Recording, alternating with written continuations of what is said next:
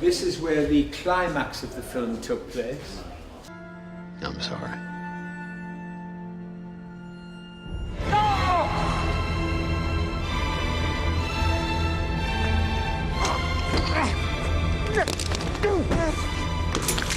No, Robert!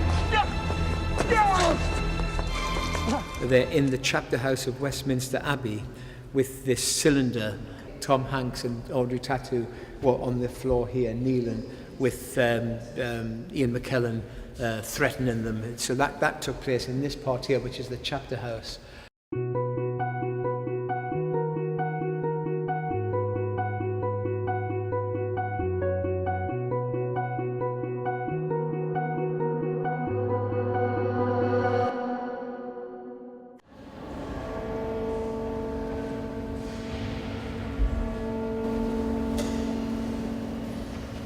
Good afternoon. May I have your attention for a moment, please?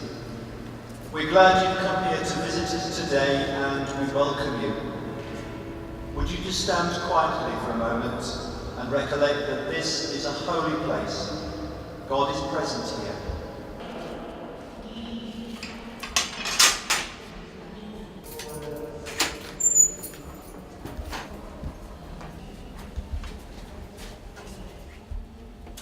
Got some light now, so we're going to go this way.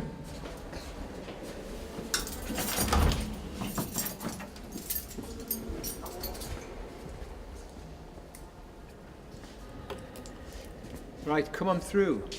And this is where we have most of the worship takes place, and this is where I sit. We have at least 5 services per day where we welcome people to praise God, to reflect, to meditate. Our normal community, the family of the cathedral, remains about the same. It's pretty static. Of members of the cathedral congregation, 300 or 400 people worshipping here every week, every Sunday. There's a little bit of fluctuation, but pretty standard. We've done more than 3 movies, but Young Victoria, about Queen Victoria, that was an easier one. But getting it historically correct is important, and The King hasn't been released. You've got to get that historically correct as well. But the biggest challenge was making sure that the round of worship, those 5 services a day, took place. We didn't want to dilute what the building is about. The building is about God and people meeting God, and we didn't want to prevent that happening. So trying to marry that together was a challenge, and we succeeded in making sure that the film crew had time to do what they needed to do. What is interesting is to see the detail of the things that they put in to change the inside of the cathedral to make it look, each case was like Westminster Abbey. That you really have to look and you have to knock things to see if they're real. And sometimes it's only for about 2 seconds on the film. Never fails to amaze me. This is false.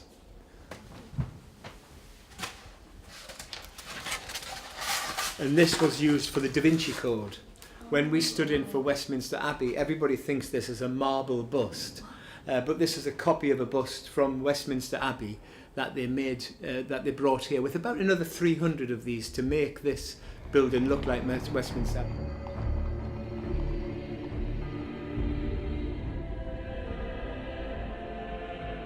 We've got about 110 staff who are paid and about 600 volunteers.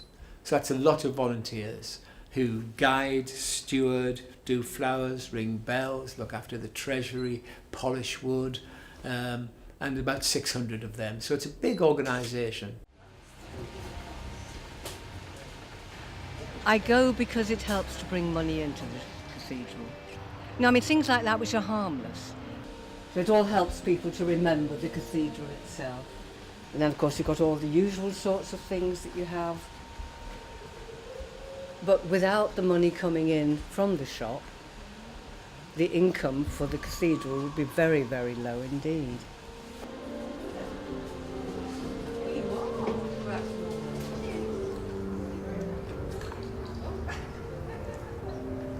I mean, I've lived in Lincoln all my life, And when we used to come, there was never a charge to go in, and now there is.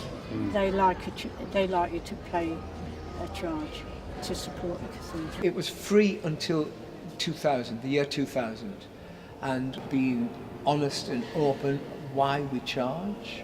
We looked at our finances and we said if we didn't start charging, we would have to close the building within a year. And if we closed the building and just kept it sterile without it deteriorating, it would have cost us £1 million a year to maintain it closed. And then we think, well, it's better to have people, the living people in the building, and we don't want to maintain it as a crumbled shell. We want to improve it, renovate it, repair it, and hand it on to the next generation in a better condition. So to be able to do that, you've got to get the money from somewhere. After the film was recorded and then put on release, it opened up for dialogue with people with different beliefs and different anxieties. So we started to talk with other faiths and other religions and have debates. I think debate is positive. We talked to the Jewish community and the Roman Catholic community, and we had this dialogue with them.